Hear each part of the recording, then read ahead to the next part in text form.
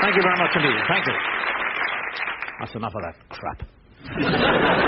I've been asked what have I been doing for the last 4 years. I haven't been on television for 4 years. People say, what have I been doing? I actually retired. I still am retired. But to keep myself during my retirement in a manner to which I'm accustomed to, I have to work.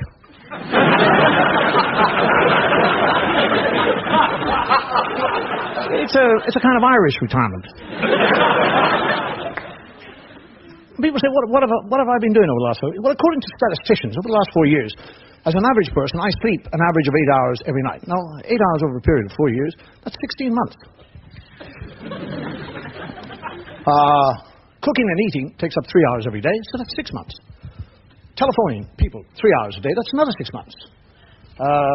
According to statisticians, as a city dweller, I probably spend 3 hours every day slowly maneuvering through traffic jams. So there's another 3 months. Time spent bathing over a 4-year period is 2 months. Shaving is another 2 months. Time spent on the lavatory, 3 months. Not all in one go. So that means I get up in the morning, shave, go to the kitchen, eat, make a few phone calls, get in a traffic jam, come home, have a crap, and go to bed. What else has changed over the last 4 years? I've changed. I'm 4 years older. I don't actually... Some people do object to getting old. I don't. Not when you consider the alternative. It really is. I mean, it really is my ambition just to get old. I just want to get old. I just want to get older and older and older and older. I actually want to get my telegram from the Queen and keep going. It's my ambition to be able to look back on my old age. And in this aging process, as we age, we all have a kind of a totally different attitude to what we would call life expectancy. The years in life expectancy. I mean, when you're in your teens, aging has got nothing to do with you.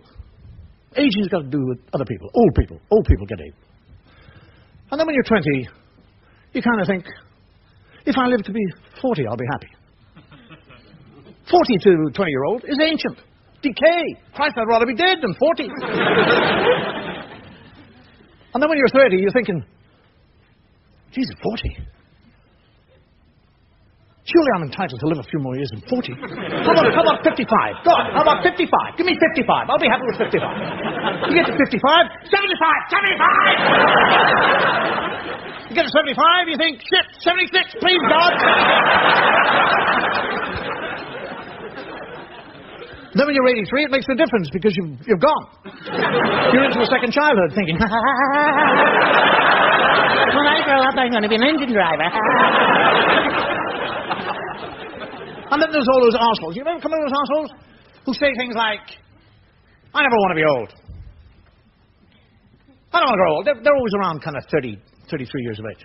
I never want to grow old. I never want to reach a situation where I'm totally helpless, incapable of taking care of myself. Totally dependent on other people. I don't want to reach that stage. I'd kill myself first. Crap.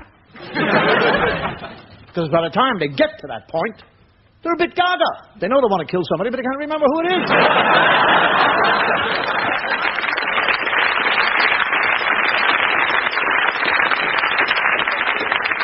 One of the things, as a increasingly, I'm a member of the older generation,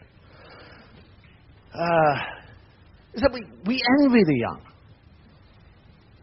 I don't envy the young, their youth, or the future. What I envy in the young, it's their energy. I mean, we older generation, we try to conserve our energy. They waste it. I walk up the stairs, people go... I carefully descend stairs. A bloody mountain goat gone by me. It's rather like being somebody with limited spending, watching somebody who's got an open checkbook. And the whole thing, I think, I don't mind them having the energy. They don't know how to use it. That's the trouble. They have all that energy, but they don't know how to use it. I know how to use it. I don't have it.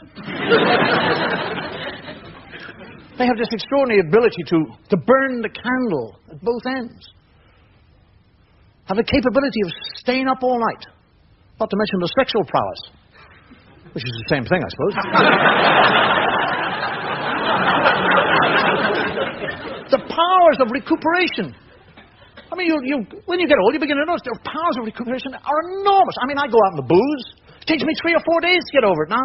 Walking around with blinding headaches, amnesia, nausea, appetite's gone. Bloody tadpoles running in front of my eyes. The young, totally different. They'll hammer 14 pints into themselves. Whack! In one go. Spend 3 hours in a discotheque, jumping up and down. Another hour trying to tell this female that the man that's standing in front of her, this hulk with pimples, this out of his mind, is Adonis. They'll get home, they'll spend an hour and a half with their head in the bowl, vomiting. 2 hours sleep, they're up, down into the kitchen. Where's the food?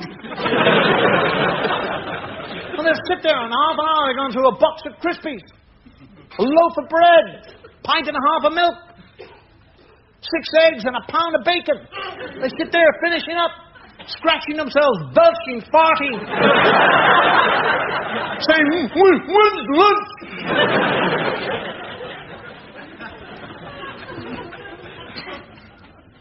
Not only in the aging process, interesting.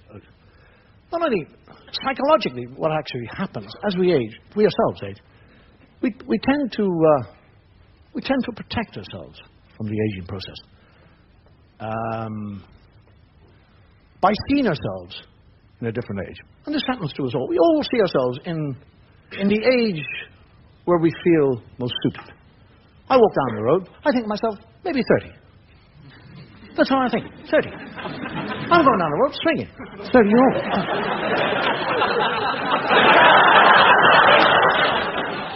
That's how I see myself. And then I see myself reflected in the shop windows. There's a moment of recognition, and I think, who's that old bastard over there? And one of the surest telltale signs of aging is your skin. Your skin losing what is called the elasticity of the skin, the stretch. When you're young, you have a tight-fitting skin. As you get older, it gets looser. You remember as a child? Do you remember as a child pulling the skin on the back of your hand? You pull it, like that. Pull it out, let it go, whack! Straight back. I do that now, look.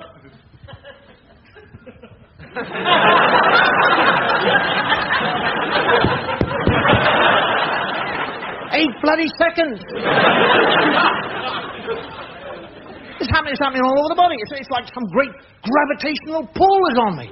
Everything's beginning to sag, everything. And the eyes sag, the jowls, the boobs, the belly, the bum, bloody kneecaps. It's all drooping. It's happening to us all. What is actually happening is your skin is losing its elasticity. That's what's actually happening. Skin. The skin actually is quite an interesting subject. Do you know that we all shed skin? Do you know that? Do you know that we shed skin? Each and every one of us, every man, woman, and child in the world shed skin. Over an hour, each and every one of us shed something like 10,000 minute scales of skin. Over a 3-day period, we shed 1 total layer of skin. This is fact. This is not makeup. This is fact. Do you know that something like 90% of the dust in the world is made up from dead human skin? How do you feel about that? You think you're dusting your house? You're not. You're just moving your grandmother around.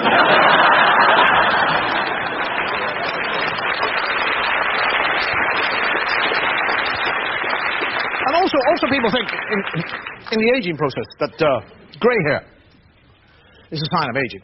It can be a feature, it can be a part of the aging process, but it's not necessarily the cause of grey hair. You can become grey because of various different reasons. It can be hereditary. A malfunction of the genes can cause greyness. Anemia causes greyness. Lacking vitamin B and vitamin F causes greyness. Vast quantities of liquids cause greyness.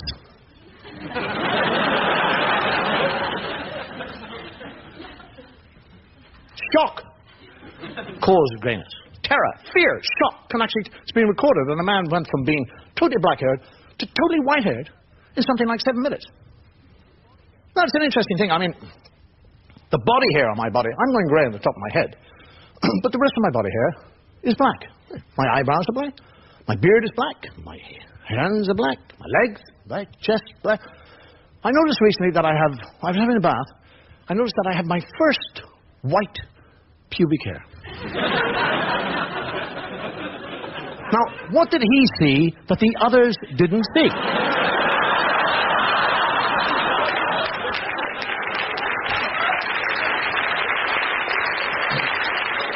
Can you imagine one of those little grey hairs, or little hairs turning around to the grey hair and saying, what did you see? I saw. Another one.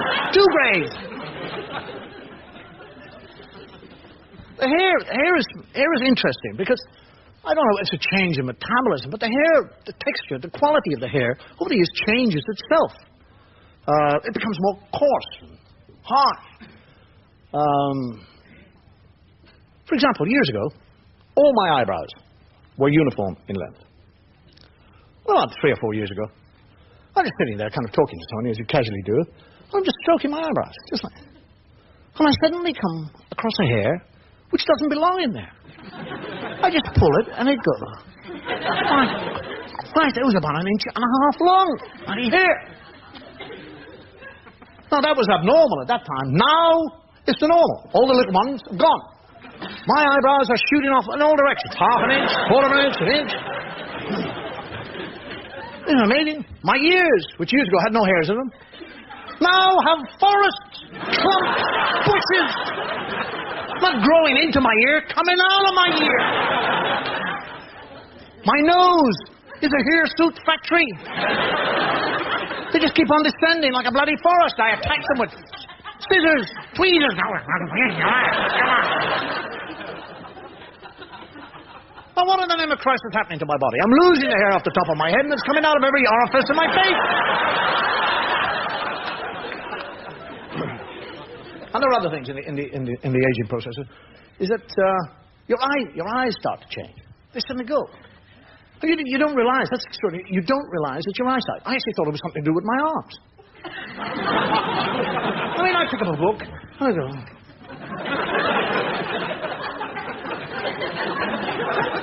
So I went to see an optician, and he explained, in that knowledgeable way that they all have, arseholes.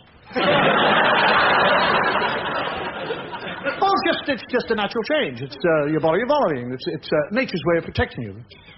What the hell is that about? Why do you need to see things that are further away when you're old? Surely you need to see the things that are bloody near to you. Like the steps. Other pedestrian, lampposts. I can see the bus at 300 yards. I can't find a bus stop.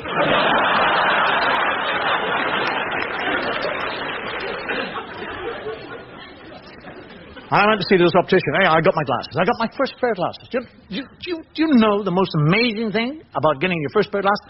As soon as you get these glasses, your bloody memory goes.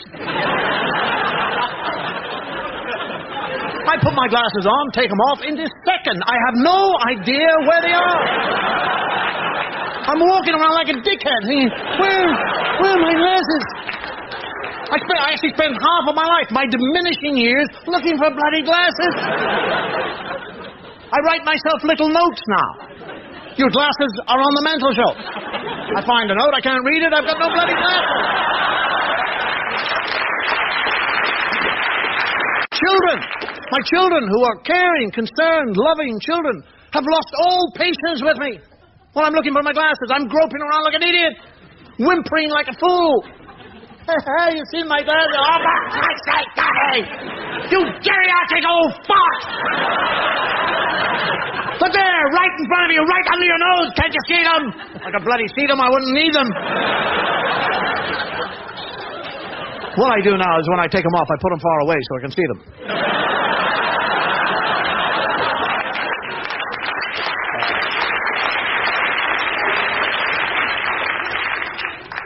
Amazing. The optician, he said to me, so how about contact lenses? I can't even find the big bastards. How would I find those?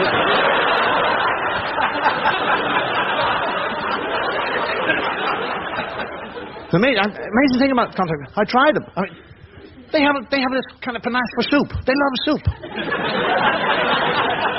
You You have contact lenses and bowl of soup. They leap out of your eye. And you'll never say, excuse me, I've lost my contact lens in the soup. You go through the whole thing, you're on.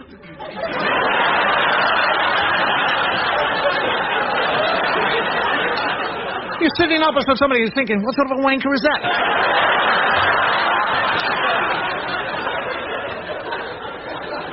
You ever see people who lose their contact? They look like Hitler. They go, ooh.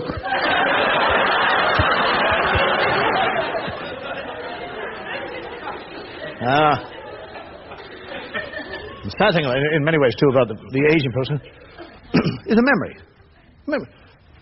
And how pompous in youth we are about memory. I remember years ago, every Christmas, we would have kind of relatives, ancient relatives, that holy spirit of Christmas and peace on earth and goodwill to everybody. We used to invite all these kind of idiot aunts that we had, grandmothers. And they all used to sit around. And they'd all talk. And they'd watch television or something like that. And there'd be some very interesting movie on. And they'd just talk the whole way through it. They'd talk about it, but they never knew what they were talking about. You know, yes, yes, she was in that, oh, yes, she was, yeah. Wasn't she married? Yes, that was before she went off with the other one. Now, I'm sitting thinking, you old geriatrics, what the hell are you talking about? No, it's me. No, I'm sitting in my own house with my children. I'm going, wasn't he in, Memory's an extraordinary thing, memory. I mean, quite recently, an example of loss of memory. Within split seconds. I'm in my house. I'm downstairs in my house. There's something that I want, which is upstairs. I know what it is, and I know exactly where it is upstairs. And I leave the sitting room, I walk across the corridor, go 3 steps up the stairs, and now I have no idea what it is I'm looking for. So I think, well, reason this through. Don't go up and look for something you don't know what you're looking for. Sit down on the stairs, work your way back to the point when you thought what it was you wanted. In 2 minutes, I have no bloody idea whether I was upstairs coming down or downstairs going up.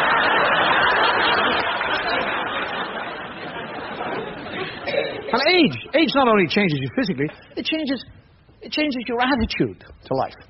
For example, now, around 1950, there was a movie made called Sunset Boulevard, you might remember. And it starred a lady called Gloria Swanson. And in it she played a 60-year-old lady who had been a star in the silent screen. And in it she picks up a destitute young writer and turns him into her playboy. And there's a scene in this movie where she seduces him into her bed. And she's 60-odd years of age. And she's lying there. Now, I'm in the cinema. I'm 17 years of age at the time. And she's lying there with a face, a mask of makeup. She got eyelashes that look like caterpillars wandered across her face. She holds up her arms and they wobble, all that loose flesh. Her mouth is like a bloody big great splash across. And she lies there and she goes, kiss. Kiss me. I'm in the cinema going, when he kisses her, I'm going,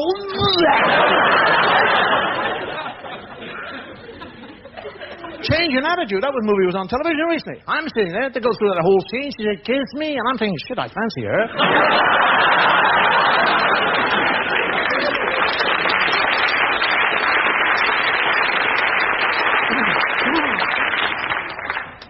Actually, I think that the aging process would be much more interesting. Instead of being born young and growing old, would it be better to grow old and become young? Wouldn't it be better? Then you'd know how to deal with your youth when you got there. You'd have all the energy to do all the right things. You wouldn't lose hair on the way back. You'd grow hair. Your teeth would come back. Your eyesight, all those wrinkles would disappear. And you'd finish up being breastfed. Jesus, what a wonderful...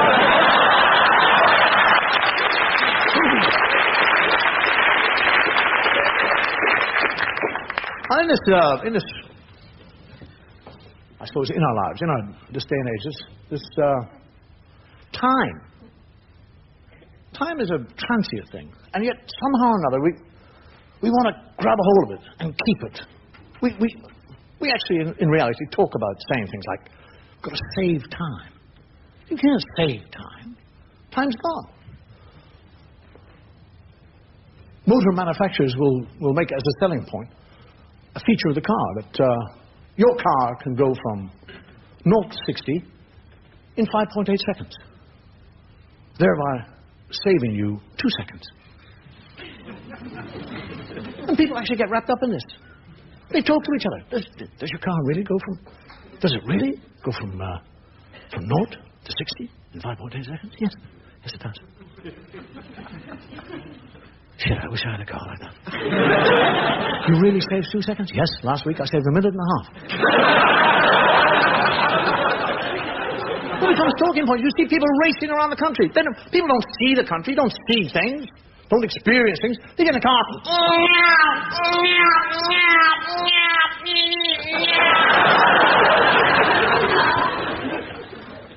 People come down from Glasgow. I did it in 4.5 hours. From Glasgow to London, 4.5 hours. Did you really? Yeah. How long does it normally take you? 7 hours. Saved 2.5 hours. What did you do with the time you saved? I bore the arse off people talking about it. I was in Hong Kong recently, and I'm walking by a shop, and I see a clock, a little watch, not a clock, watch. So the changing the clock. And there's nothing there. There's no face. It's a black face. There's no fingers, no nails, no numbers, nothing. And I said, well, what is it? He said, no, it's a talking clock. I said, what? He said, talking clock. It's tell you the time. I said, the clock tell you the time? He said, yes. You walk down the road, all you have to do is do that, and pressure of rest, activate, speaking for you. Save you all the time of doing that. You don't have to do that. You walk down the road, and a little voice at the end of your wrist says, 4:42. 4:42 and 20 seconds. I mean, people get stuck in the watch. Watches are not watches anymore. Watches used to be something you told the time with. Now, they're a kind of advanced technological machine. A miracle of engineering. They're not just watches. They're calculators. Computers. People talk about it and say, oh, look at this. See this? Extraordinary watch. See, not only does it tell the time here in London, but you see this little dial over here to the left of the 12? That tells me the time in San Francisco. This one on the right here by the 2 tells me the time in Tokyo, and this one down here at the bottom tells me the time in Vancouver. Extraordinary, isn't it? Isn't that wonderful to be able to tell the time? Do you want to know what time it is in San Francisco? No. You don't want to know what time it is? I don't want to know what time it is in San Francisco. Yes, I would want to know. I'm in London. What the hell would I want to know what the time is in San Francisco? Oh, how about Tokyo? Piss off.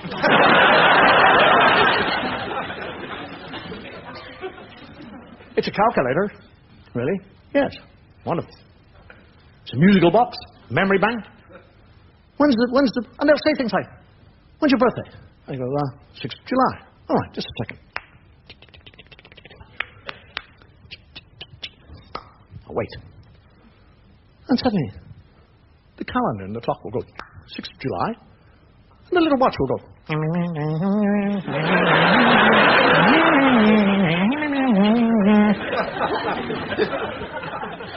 The stopwatch? Stopwatch! I said, what do you want a stopwatch for? He said, well, it's very handy if I'm doing something. And I like to know how long it takes me. When I started, I just press the button, and when I finish, I go, I said, well, like what? He said, well, I'm making love. When I'm making love, it's very interesting to see how long I take to make love. Just before I enter, I go. And when I finish, I go 3.5 seconds.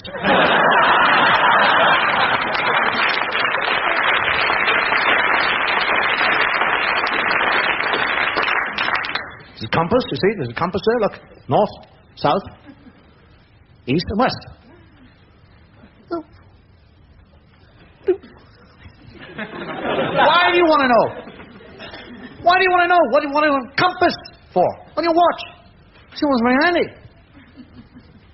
I'd like to know where I'm going. Which direction I'm going. When I'm making love, I can go north by northwest, west by south, south south by east, west north. People actually say things like, shockproof. Shockproof. I'm going to get one of those shockproof watches and go, the Pope's a poof.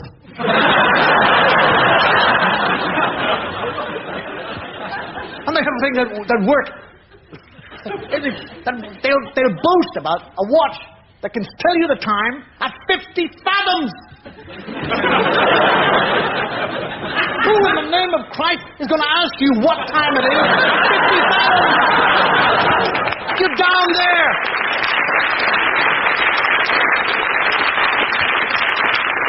You're in the murk, the gloom. Somebody goes out of the murk.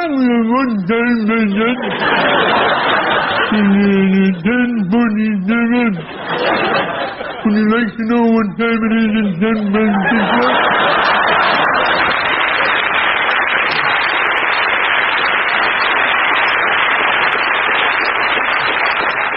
I mean, how we live by time, how we live by the watch, the clock. We're brought up to the clock. We're brought up to respect the clock, admire the clock. Punctuality. We live a life to the clock. All right? You wait to the clock. You go to work to the clock. You clock in to the clock. You clock out to the clock. You come home to the clock. You eat to the clock. You drink to the clock. You go to bed to the clock. You get up to the clock. You go back to work to the clock. You do that for 40 years of your life. You retire. What they fucking give you? A clock.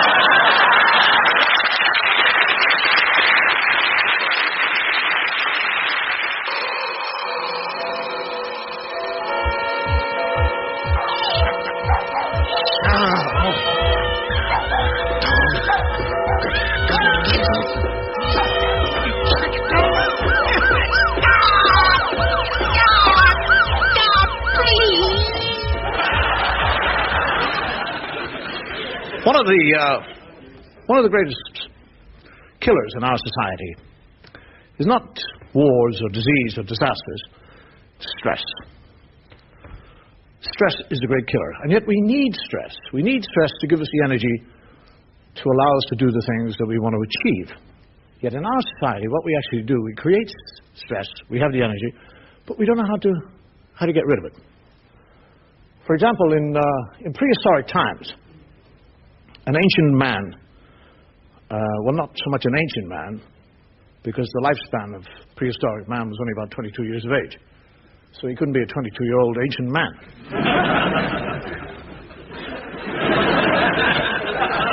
But if this ancient man was walking down a path and went around a corner, and there was a saber-toothed tiger there, he would immediately go into stress. Now, what actually happens to the body is that the brain, the hormones, and the sympathetic nervous system come into operation to give you great energy, great strength and energy to deal with the situation that has been caused by the stress.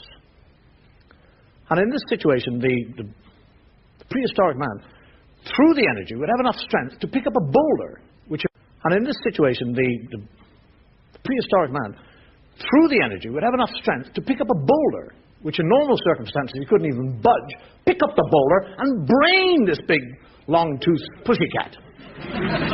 Either that or have enough strength to outrun the beast, or even leap up 10 feet into a tree where the other saber-toothed tiger is waiting. But by doing all this, you see, they get rid of their energy. In our society, what's actually happening, we don't know how to get rid of the energy. You're sitting in your office and your boss comes in. And he's very demeanor, he's very style, whatever it might be. He will put you in stress, slight stress. He'll just look at you and go, you. And immediately you become stressful inside. You're thinking, why me? What does he want? What have I done? And if he calls you by your surname, you're really in stress. And what is actually happening now, your heart starts to beat, your pressure goes up, your blood pressure goes up, there's blood zooming through your heart, more oxygen through to the brain, your whole body is filling up with adrenaline. Pure energy whipping around. Your legs are beginning to get tight, muscles tighten up, you're beginning to sweat. This adrenaline is just pumping and pumping, around and round and round. And what you should do is run away or pick up a chair and brain the bastard.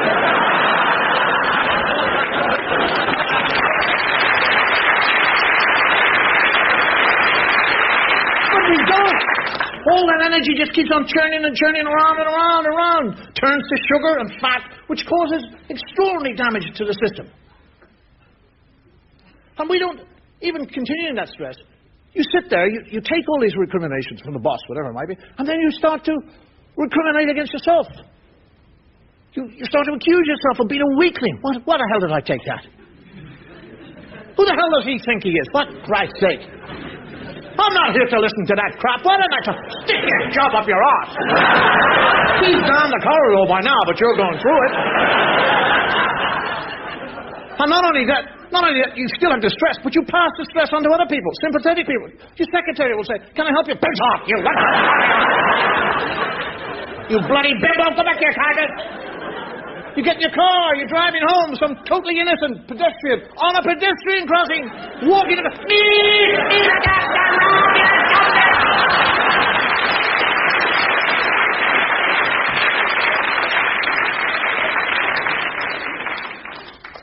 Talk about stress. I mean, how stressful it is for a child to sit in a pushchair. You ever watched them in pushchairs? They're zonked with stress. They're on that level of exhaust pipes, pumping lead and carbon monoxide into them. Have you ever watched a mother with a pushchair across the road? Have you? What goes into the road first? Have you ever, any time, seen a mother come to a crossing and back out into the road? They don't do that. The child is a test pilot for the safety of the road. What's going on? The kid is there. The truck come in.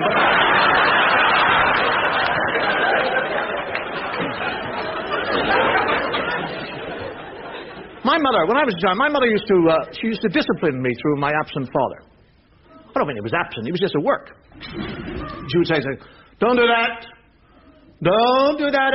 If Daddy saw you do that, Daddy would be very, very, very, very angry. Daddy does not like that.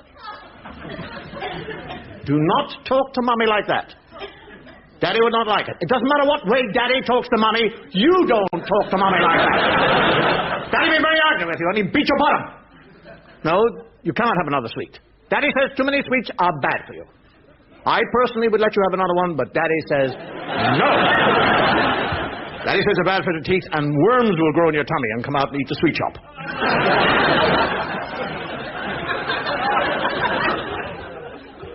No, Daddy will not play piggybacks with you when he comes home. Daddy will be very tired. And you know what Daddy's like when he's tired? He gets very angry. And if he's very angry, he'll probably stop your pocket money and lock you in the cellar. Oh, my father knew nothing about this. He loved me. I think he loved me. He'd come home and go, "Hello, David, give us a kiss." "Ah, I'm done." I was behind my mother. My father said, "What's the matter with him?" No idea. He's obviously frightened of you. He didn't know it, but he was a monster. It's extraordinary how we put things on people. I mean, what about the mythology we teach the children? The mythology of the wicked witches. I mean, what about that for stress? Oh, the bogeyman.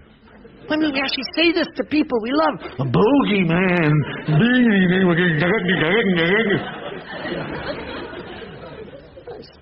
The Sandman. Who is this lunatic? The Sandman. My parents used to say, "The Sandman is coming." Who?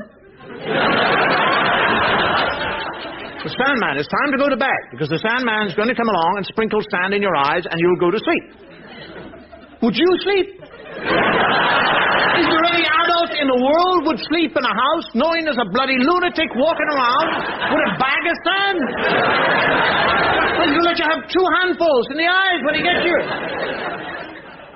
The great, long, red-legged scissor man. What about him who cuts off your thumbs and puts them in a bag? We had the humpty-backed leprechaun, for Christ's sake. Who'll put you in a sack and take you to live beneath the hawthorn tree. Jesus, I used to lie in bed.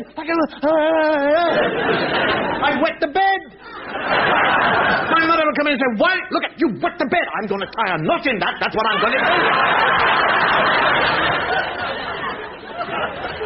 Why did you wet the bed? Why didn't you get up and go to the lavatory? I'm going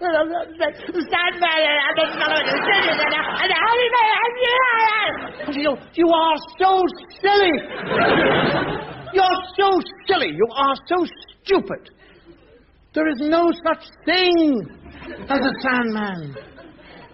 Or a long-red legged or a humpty-backed leprechaun. There's no... But you said there were. I know I said there were, but I was only telling you things so you would have something to think about when you went to sleep. And even if they did exist, do you actually think that Mummy would allow any of these things to get near her little boy? Now I'm going to clean you up. I'm going to clean the bed up and put on nice pajamas. And please, now go to sleep. Otherwise I'll have to phone the police and they'll take you away and put you in a cell.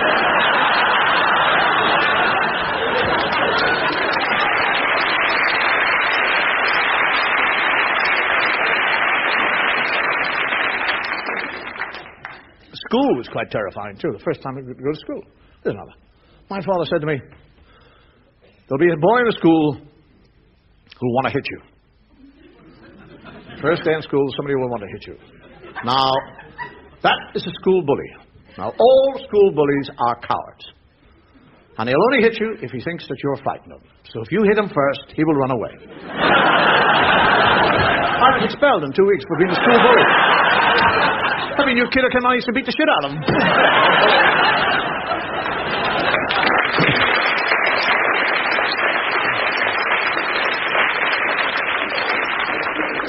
Do you actually know the most stressful place for the average person is the home? You'd actually think, in reality, that the home is the one place where you're safe from the tribulations of life.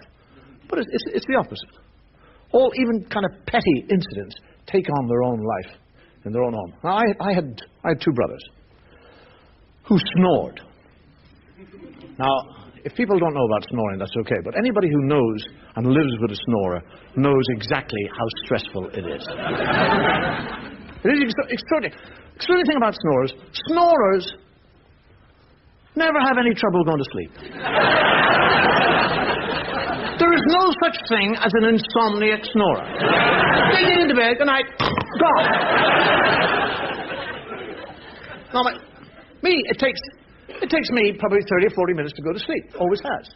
So, as far as my 2 brothers were concerned, we used to share the same room. I would go to bed an hour or an hour and a half earlier than the other 2 to try and get to sleep before they came up the room.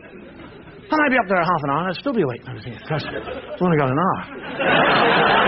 Oh, 42 minutes. Oh, 18. Oh, my goodness Christ. 7. Oh, shit, they're on the stairs. 7. How am I gone? And they'd arrive in. And gone. Now, the 2 of them, they didn't snore the same. It's an extraordinary thing. They didn't snore. Brother Peter had a snore like... Because all people are individual and snore. He had a...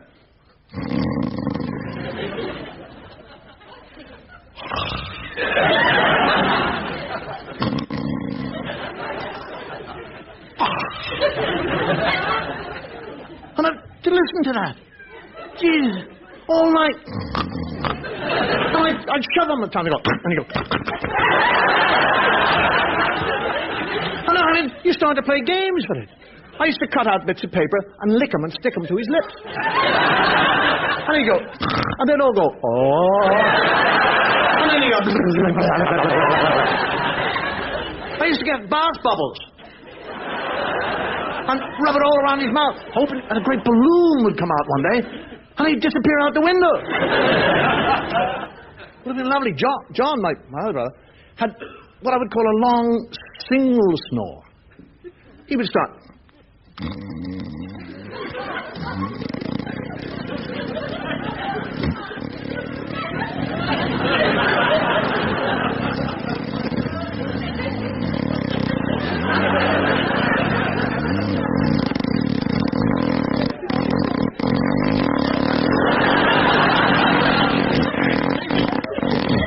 Then it would stop.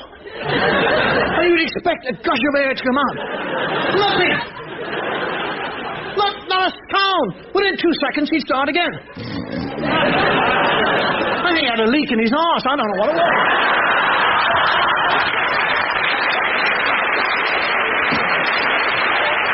Taking it in, and now I'm going out. It's not only people that cause stress, but there are places that cause stress. Things that cause stress. The bathroom, I suppose, is that's one of the most stressful places. Toothpaste tubes. Have you ever come across toothpaste tubes? People don't put the top on, and it congeals, and it just sits there, and you're the one that gets it, and you're going, oh, right. And suddenly in the mirror, there's got to be more large of it. The soap. You've seen a soap in a pool of water. How about that for stressfulness in the house? Looks like a decomposing scallop. Or the stinking flannel, which goes very beautifully with the damp, soggy towel which is thrown in the corner. Have you ever sat on the loo reading the paper? And the blind suddenly goes...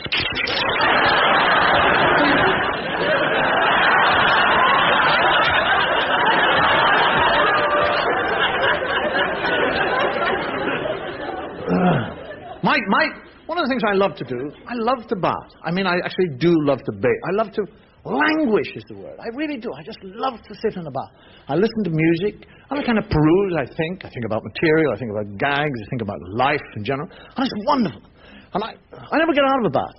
I don't actually want to leap out of a bath when I'm finished. I like to kind of let it hang on. What I do, I get the plug with my toes, and I pull it out with my toes. And then as the water recedes, I slightly like to go down with it. Just to see how long I can stay there without... The worst thing in the world is to pull up and nothing happens. It's like a kind of stagnant pool with me in it. The water doesn't go anywhere. And I have to go to the plug hole. And you go... Oh, Jesus Christ. A wadge of hair. Have you come across that? And it's never yours. It's always yours. And it comes out like the monster from the deep. You go, and you always try to flick it into the lavatory. You always miss. And you miss. It hits the wall.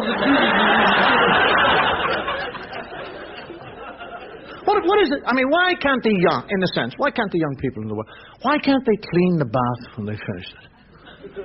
They can't even pick up a hint. I said to my son a couple of years ago, I said, you know, we have one of the oldest baths in the world. He said, really? How do you know, Daddy? I said, I count the rings.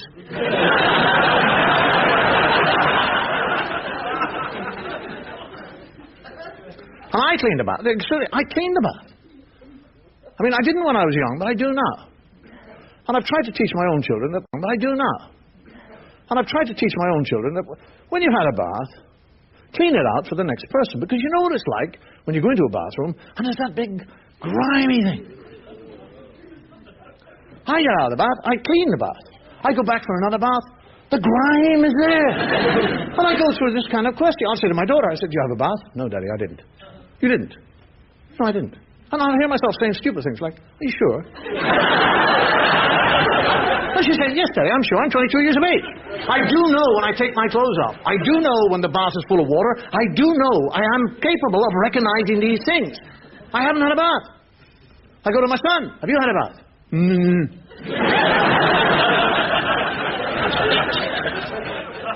Three of us in the house. Nobody's had a bath. Mr. Bloody nobody lives in our house. Has a bath, makes hundreds of phone calls, empties the fridge, and pisses off.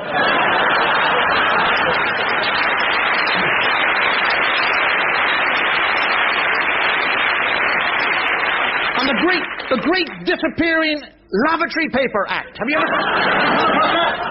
Nobody uses lavatory paper. But it always goes. I've had my children for years. I brought them up, and I'm saying to them, listen, let me explain. Let me explain just very simple physics. The physics of this. And when you take something away from something which is large, it diminishes. It gets smaller. Do you understand? And I have them all in the lavatory with me. And I'm saying, look, this is a lavatory roll. Look. And when I start to take bits of paper off, the big piece here begins to get smaller. And they're all saying, dickheads off again.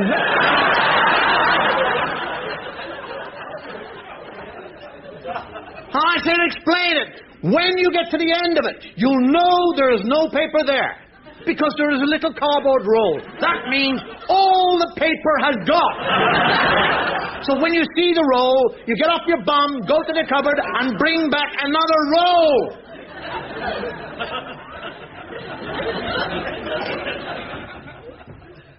Because no adult, when you go to the lab, you don't check to see that the paper is there, do you? And you never notice it's all gone until you've finished. Or they've left one sheet.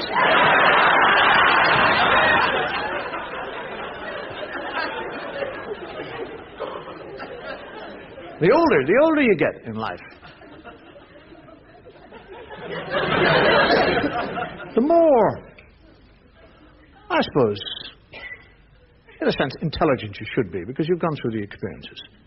The more capable you should be, certainly, with dealing with stress. But there are times when you actually think that you've got stress beaten. And then somebody invents or brings in another development.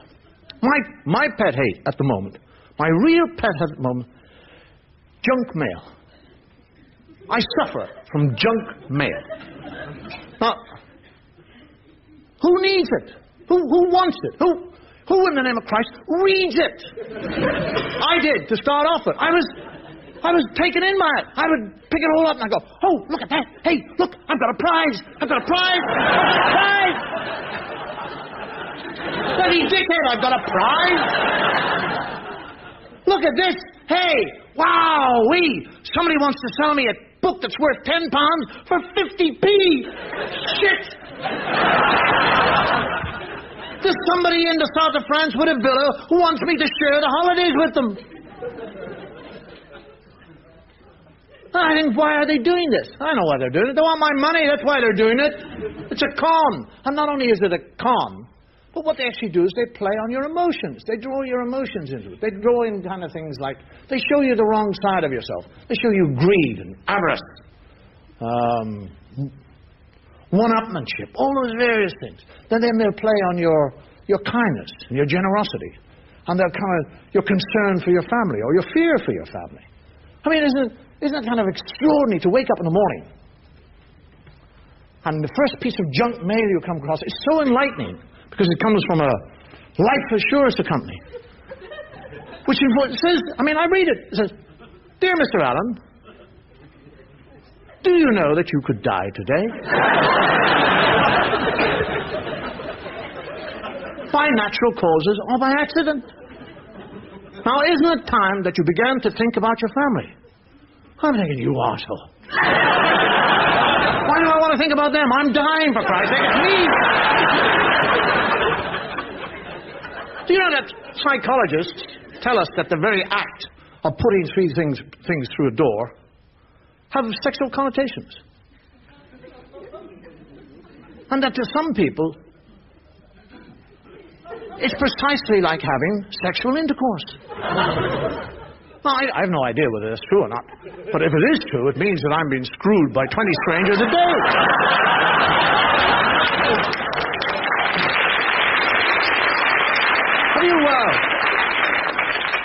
Have you been upstairs and listened to the junk mail come through the door?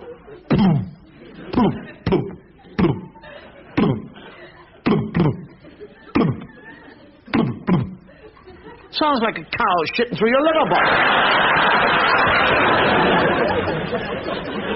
Now let me tell you, anybody that runs a junk mail company who happens to be watching this show tonight, let me make one thing quite clear. Really, I do not want to buy a house. I do not want to sell a house. I do not want to share a house. I do not want my legs waxed, or my face waxed, or my pipes plumbed. I don't want a new conservatory, a new roof, or a new nose. I don't want to buy a book, play bingo, or have all the fat sucked out of my body. What I want is peace and quiet. So would you please, it's a favor to me, take your brochures, take your papers, take your pamphlets, and your vouchers, and very gently, very deliberately, but quite dignifiedly, stick them up your arse.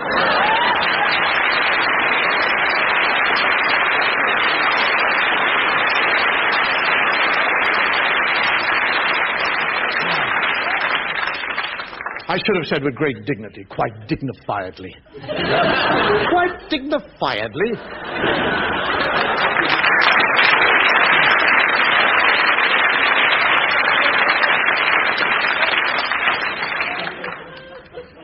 The world is here to test us. I mean, I love incongruous things like parks. When I go to the park, there's all the rules and regulations. People don't want you in the parks. No ball games. No skating, no kites, no cycling, no music. This is a recreational area. Piss off.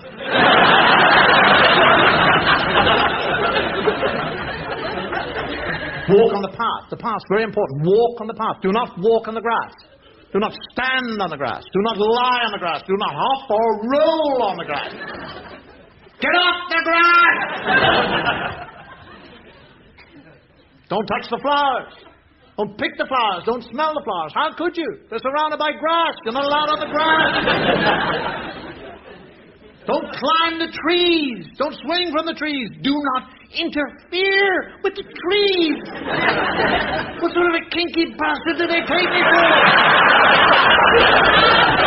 Sitting around groping oaks all day.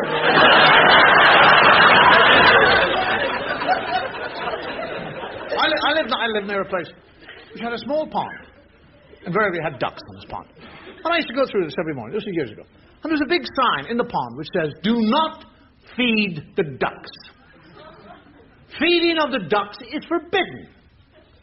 Feeding of the ducks can lead to prosecution and a possible fine by order of whatever authority it was.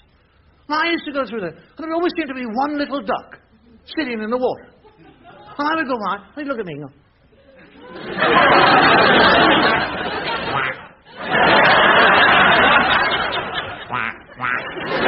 I used to talk to him. I got on talking to him. I said, I'm sorry. I'm not allowed to. Look, big sign. I know you can't read, but it says I'm not allowed to feed you. I'm terribly sorry.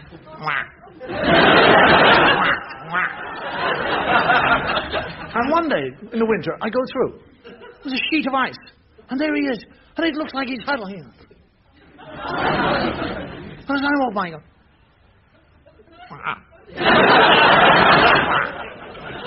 and I broke. I went off and got a sandwich. And I came back, and I'm surreptitiously feeding him. I'm feeding the duck like I'm a spy, for Christ's sake.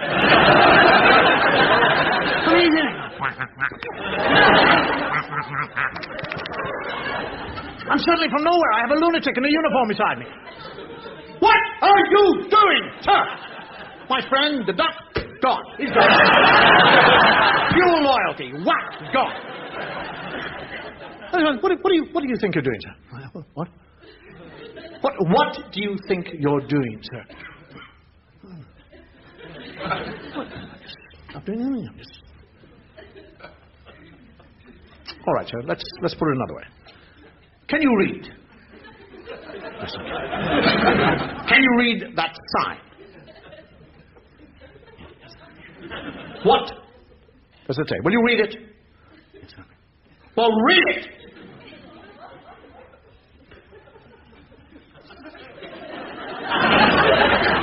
Out loud. Do not feed the ducks. It's forbidden to feed the ducks. Feeding the ducks can lead to a possible fine. What does it mean? What do you mean? What does it mean? What does the sign mean? I'm not allowed to feed the ducks. Means what? I'm not allowed. And what did you do? I said and that means you can be prosecuted. No. Please don't prosecute me. Don't challenge me. I didn't mean I never do it again. Oh, God. If you summons me, I'll be in court. Oh, Jesus, my children will know that I feed ducks and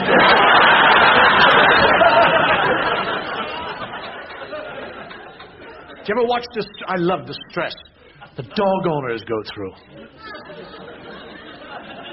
see them out there with their dogs, sniffing, farting, and do you ever watch dogs in... Do you ever really watch dogs in park? When they meet another dog, what do? What does a dog do when it meets another dog? They never face each other. So, is this Uranus? Yes. Do you mind me sniffing Uranus? No. Are these your testicles? Yes. Do you mind me sniffing Uranus while you're sniffing my tomato? That is good. What do we do now? Well, there's some turd over there. Let's eat that. And then the master goes, hey, boy, hey, boy, come on, boy, come on, hey, boy, hey, boy, hey, ho, ho, ho, ho, come on, good boy, give Daddy a kiss. All right.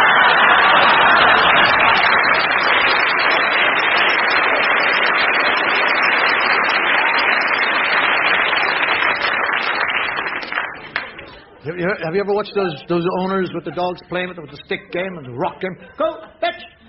Go, boy, fetch! Picks it up and he brings it back. Good boy, good boy. Have a day. Good boy, what good boy, clever boy, clever. What is clever about that? What is clever about running over there, picking up a stick and bringing it back here when it was here in the first place? You have to be a real pea-brain to be happy with that. And that goes on all day. Hey, boy. But eventually there's a point where the dog gets tired of it. And he wants to kind of wander off. And that's always the point when the master wants to go home. Hey, boy. And the voice again. Hey, boy. Now it's not. Hey, boy. Now it's. Hey, boy. Stripes on him now. Hey, boy. Hey, boy. Now the dog wants to go. Hey, boy. Run. Run. Run. Run, Tom! Get off him! Run, get off him! Freddy! Come on! Run! Run!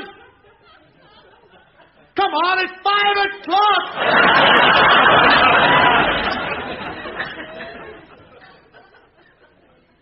You hear me? And they take out one of those sonic whistles. Have you seen those things? And they go... And every dog in the... And they take out one of those sonic whistles. Have you seen those things? And they go... And every dog in the park goes...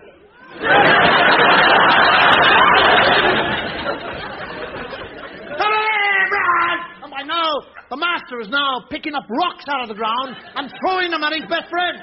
Not for his best friend to pick up and bring back, to take his bloody brains out. Now the dog thinks this is a new game. Now, fetch the brick instead of the stick. And off he goes. And every time he picks it up, another one goes over his head, so he drops that one. And I've actually saw a fellow in Richmond Park as close to a cardiac arrest as anybody.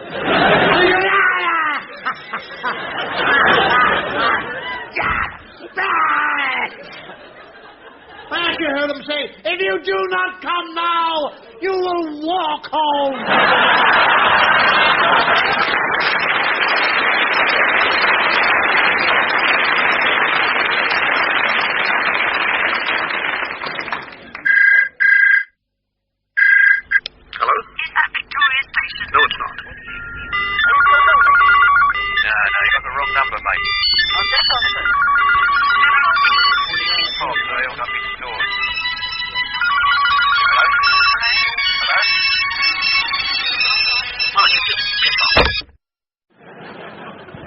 Alexander Graham Bell invented the telephone, which was fine until he invented the second one.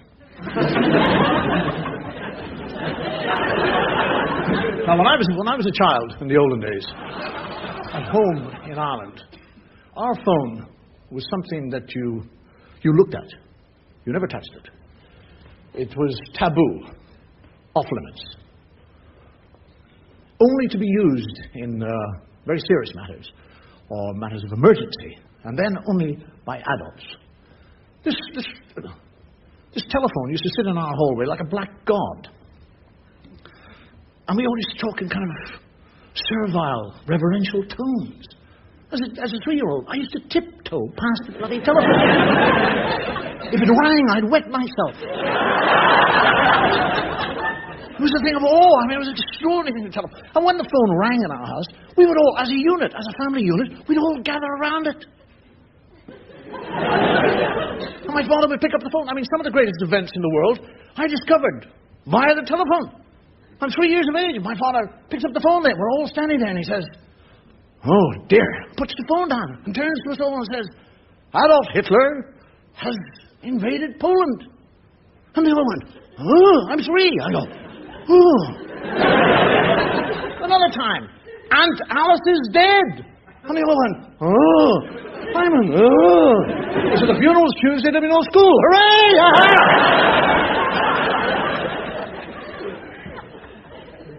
And it was a sneak as well.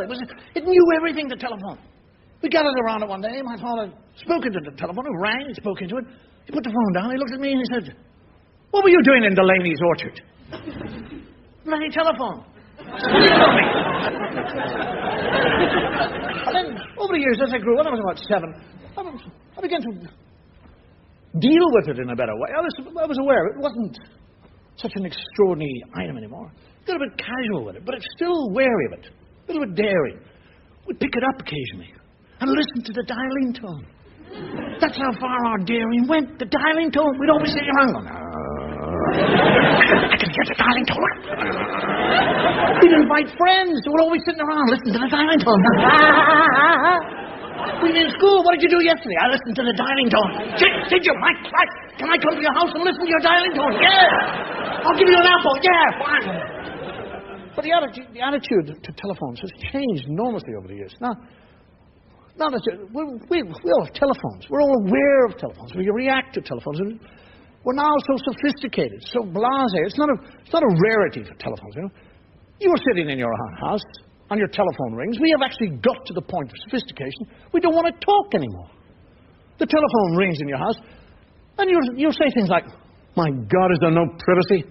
Can I never get away from this thing? God, I do the whole day at work, all the time, and I get home, and it's non-stop." Or you'll hear yourself say something like, "If that's for me, tell them I'm not here." Isn't that extraordinary? And now we've reached the point that we don't want to talk to people on telephones, so we have a machine. We've developed answering machines. Machines to answer machines. The first thing you do, you come home, you listen to your answering machine. And there'll be a message to say, "So-and-so rang, would you please ring back to such and such a number?" And you do, and you talk to his machine. And you go out, you come back, there's another message from this bastard, so you phone his machine again. This can go on for years. You meet each other in the street, and you've got no bloody idea what you were talking about. There are now machines. We talk about sophistication in machines. Sophistication in machines. There are now machines. Not only can you program to receive calls, but you can actually program your telephone to send messages. At certain times of the day, you program, it will activate itself, it will phone certain numbers, it will leave a message, activate itself to record a message, right throughout the day. And you have nothing to do with it. You come home in the evening, and you probably possibly programmed your telephone, say, to make 14 calls through the day. Can you imagine coming home, and he's made 18? You're sitting there thinking, who's the little bastard talking to? What is he talking about? Is he talking about me? And is he paying for these calls? Who is? Have you noticed how perverse telephones are? If you're sitting in your house, alone, slightly lonely, feeling unloved or depressed or whatever it is, wanting, desiring some sort of contact with human being, nobody will phone you. But on the other hand, if you're having a wonderful time, enjoying yourself to the extreme, like you haven't enjoyed yourself for a year, like you're sitting in a warm bath, beautiful hot bath, suffering the joy, pleasure seeping into every pore of your body. Oh, it's very wonderful. Or you're squeezing a blackhead. Or you're making love or doing all three at the same time. Every bastard in the world wants to talk to you. You nearly climaxed 7 times. Get back into the bath. Where was I? No, I wasn't. And then there's the other side with what I would call wrong numbers. The perversity of wrong numbers is extraordinary. Have you ever noticed that wrong numbers are never engaged? You notice that? You'll always get through to a wrong number. You go home tonight, pick 10 random numbers from the phone book. They'll all answer. Hello?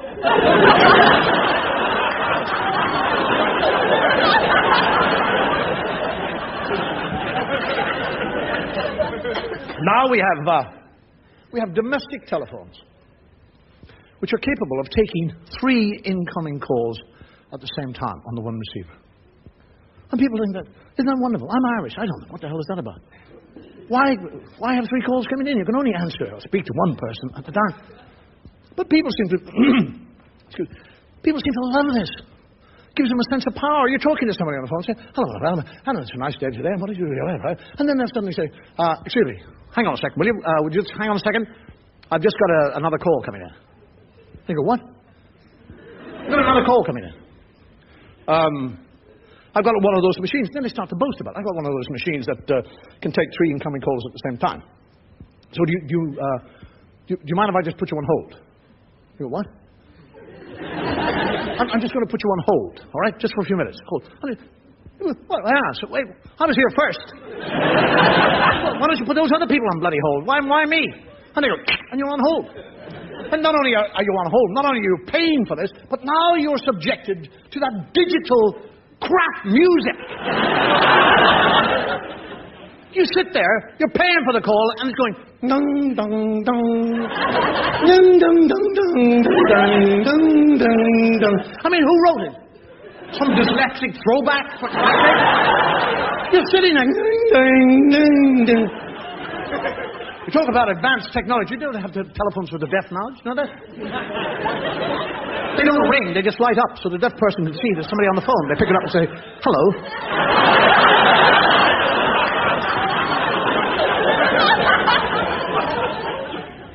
Voice. Would you believe me? Voice identification buttons. This is progress.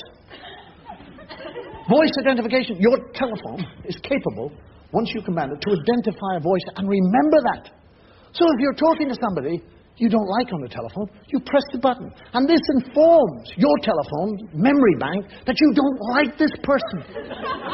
And the next time they phone, your telephone will recognize the voice and cut them off.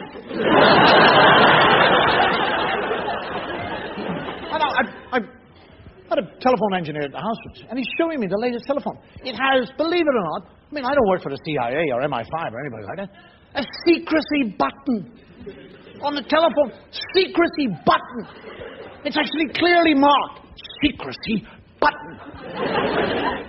And I said, what's a secrecy button? And he said, well, you know, when you're on a telephone, there's always a point in the conversation when you're talking to somebody that you don't want them to hear what you're saying. There is? He said, yes, there is. It's not that you don't want to, it's just that you actually think they're an arsehole. There's always a point when you're talking to somebody and you think, what an arsehole. And what you normally do is you cover the mouthpiece and mime.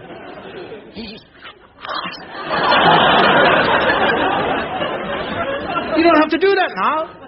All you have to do is press the button. And you can say as loud as you like, he's an arsehole! And he won't hear you. And I said, well, hang on a second. If I'm talking to somebody, and suddenly there's silence, I know he's pressed the button. And I know he's calling me an arsehole. And when he comes back, he'll say, now, what was I saying? I was saying, you were saying I was an arsehole. I put the phone down. Now, in our society, at one time, phones were rare. Now they're commonplace. They're everywhere. Portable phones are now the in thing. I wander around London. I sit on a tube. I sit on a bus. Trains, wherever I am. I see people sitting in, and they'll open a briefcase, or a handbag, or a satchel, or the pocket. Out this thing will come. They go, you see them now on the street. walking up and down the streets in London, on a telephone. And it's always that kind of... Yeah, well, of course, yes. Well, I personally would, I'd keep it to my chest if I were you. I wouldn't let them know, because I think it might actually help them out. And you see these, and I'm thinking, I'm dying, I'm waiting. Oh, please, God. I go to church, I light candles. Please, God, let one of those bastards walk into a lamppost. I'd love to see them walking around.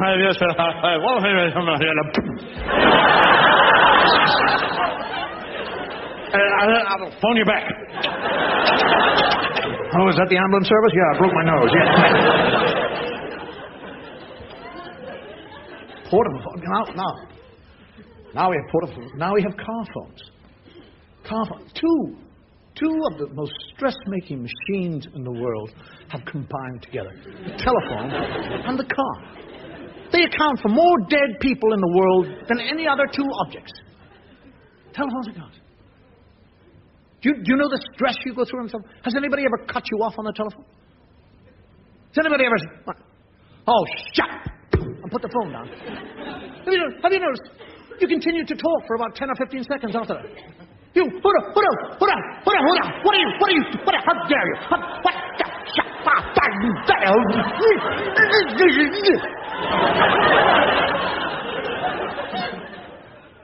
It's the same with cars. You watch people in cars. The stress of people in cars, the rage of people in cars. Now they've got the telephone in the car with them. Driving with one hand.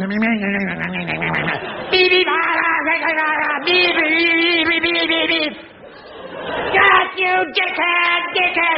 No, not you. No, somebody else out there.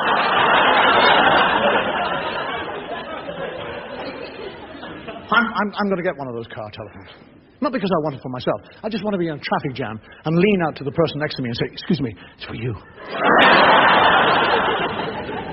My children have grown up, in a sense, in a different way. Traffic jam and lean out to the person next to me and say, "Excuse me, it's for you." My children have grown up, in a sense, in a different way with the telephone than I've actually, over the years, watched my children, who are not children any longer, young adults. I've watched the hand become an extension of the phone, or the phone become an extension of the hand. It is extraordinary, the need to talk on the telephone all the time. When they were younger, I would take them to school. For example, my daughter Jane. I would take her to school in the morning. And not only would I take her to school in the morning, but I'd take all her friends to school in the morning as well. There was Belinda from next door. And then there was Melissa from 2 doors down. And then there was Alexander from somewhere else down the road. And they never stopped talking. I would just pick them up and go, "Hello, Belinda. Hello, Jane. Hello, Jane. Hello, Alexander. Hello, Melissa. Hello, Melissa. And they all get in the car. And 40 minutes we used to drive across London, and they were all there. The four of them. Verbal diarrhea pouring in torrents out of all that. And then I would drop them at school, still talking. I'd leave them there for 6 hours, knowing they were going to talk to each other for 6 hours. I'd pick them up, they'd still be talking. Back in the car across London. I drop them off. Bye, Belinda. Bye, Jane. Bye, Alexander. Bye, Melissa. Bye, Jane. Jane would go into the house. I'd park the car. I go into the house. She's on the phone. Who are you talking to? Belinda. Belinda lives next fucking door. Phone and the way it affects our lives. I have a son, my youngest son now. He's 21 years of age. Now, I'm not a father anymore to him. I'm a personal answering service. I spend my life answering the phone for him. I mean, we'll both be in the same room and the phone will ring. But he won't get up and answer it. I'll get up and answer it. And it's for him. I say, "It's for you. Why didn't you answer it?" He said, "I thought it was for you." No, in your mind's eye, see the house I live in. I live in a house, 3 stories, 3 floors.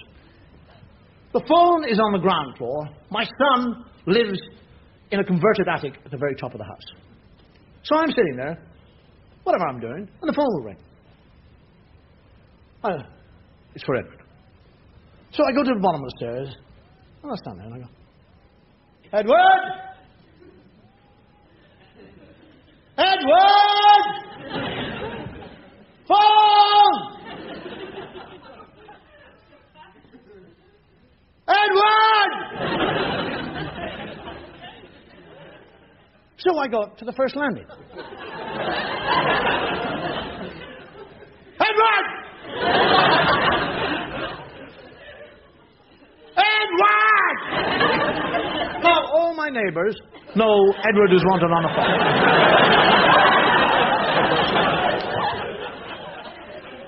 I go to the second floor. Edward! Get off phone! You get dickhead!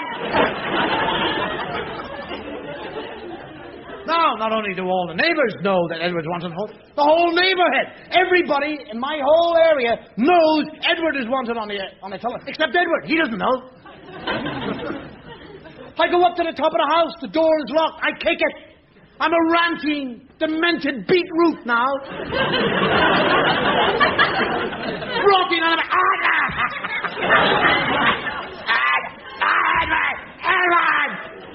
I open the door. He's lying on his bed. His bloody earphones on. His eyes closed. Singing away to the music.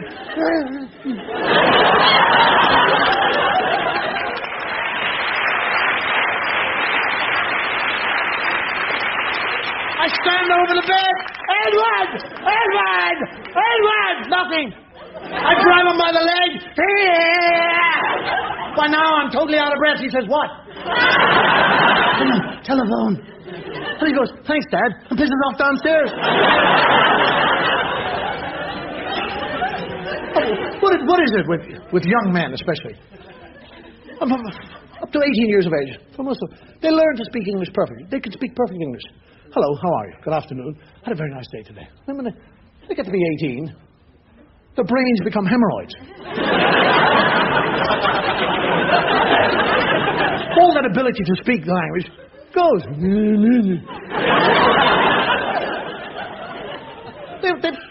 They become Neanderthal men.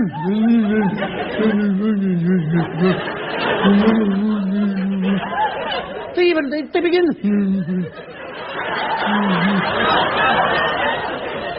I mean, I watched them walk down the road.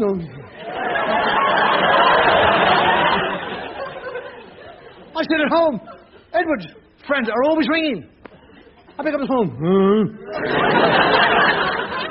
Hello. Hello. What is this, a yodeling competition? Apart from proving to me the ability that you have of saying, what do you want?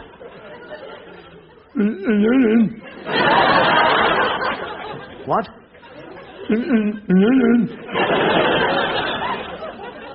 I'm sorry. What are you saying?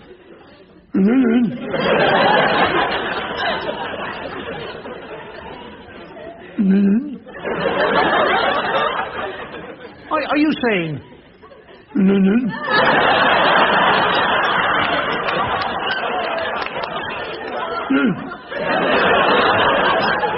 Fine, I know you're saying it, but what does mean?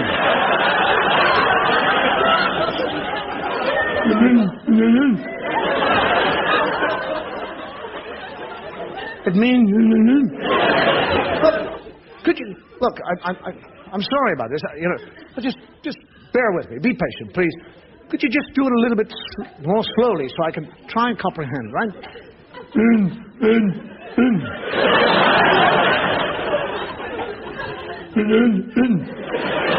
I hear myself going.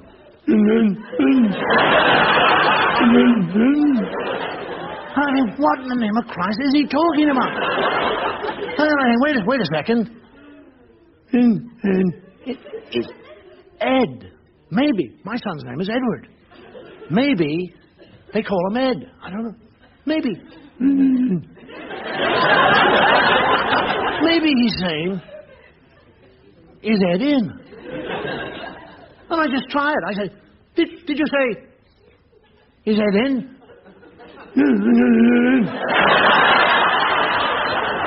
No, you didn't say, is Ed in, dickhead. You said, no, he's not.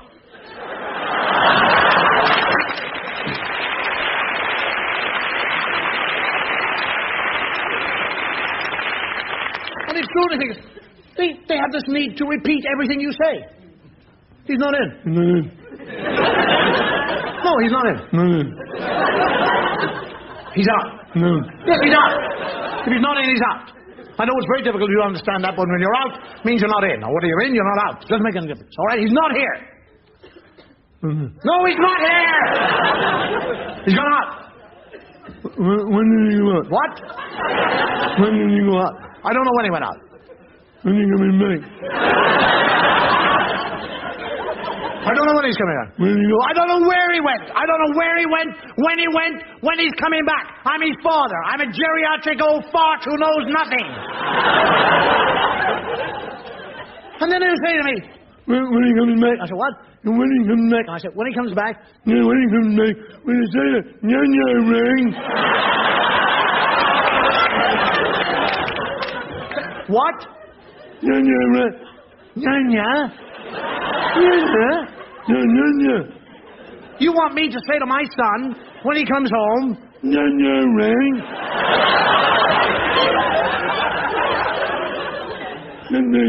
All right, I'll do that.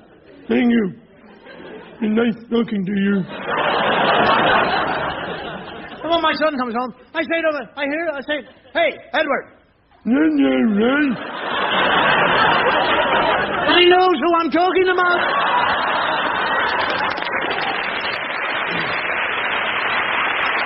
No, not only that, but I'll make up a whole conversation.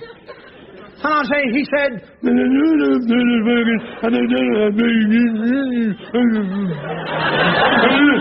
And my son will say, what time? Now, what's actually happened? There's an engineer working for Bell Telephones who's probably worked out, has solved the answer to all these domestic problems. As you know, that telephones now are not confined to making the one sound. Like ring, ring, ring, ring, ring, ring. Telephones today can make a variety of sounds. They can go...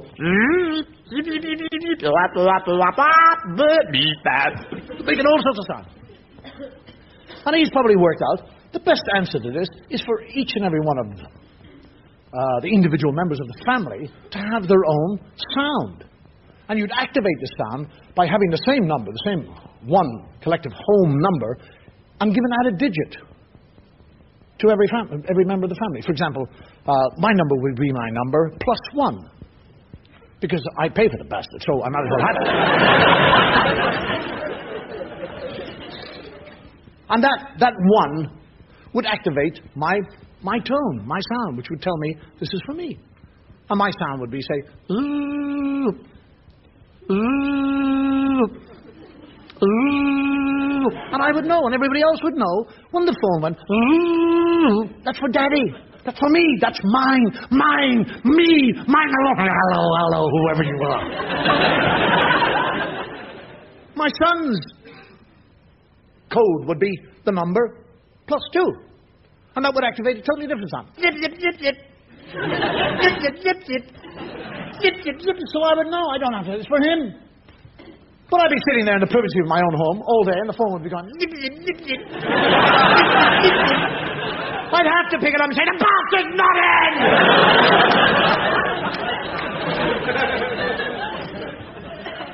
I have 2 telephones. I have a telephone which rings. Just nice. Ring, ring, ring, ring, ring. I have another one that sounds like an attacking eagle. I don't know why we need that. It does. It's in the kitchen. It sits on the wall. It doesn't actually sit on the wall. It's perched on the wall. And I'm sitting there in the morning, and mornings are not my best time. I'm sitting there reading the paper, trying to lift a cup of coffee. And suddenly the phone will go, bloody coffee everywhere all the time.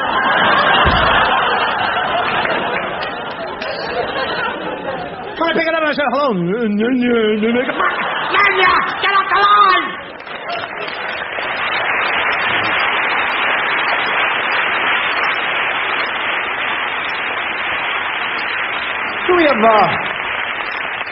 parents here? Do we have parents in the audience?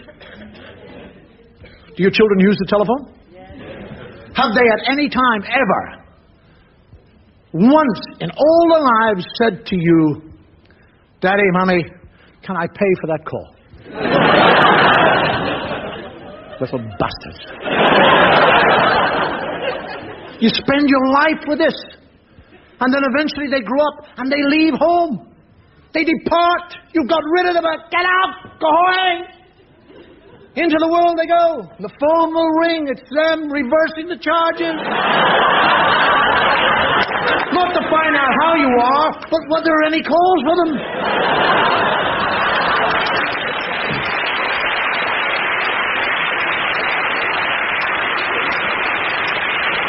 I will say good night. Thank you. And may your God go with you.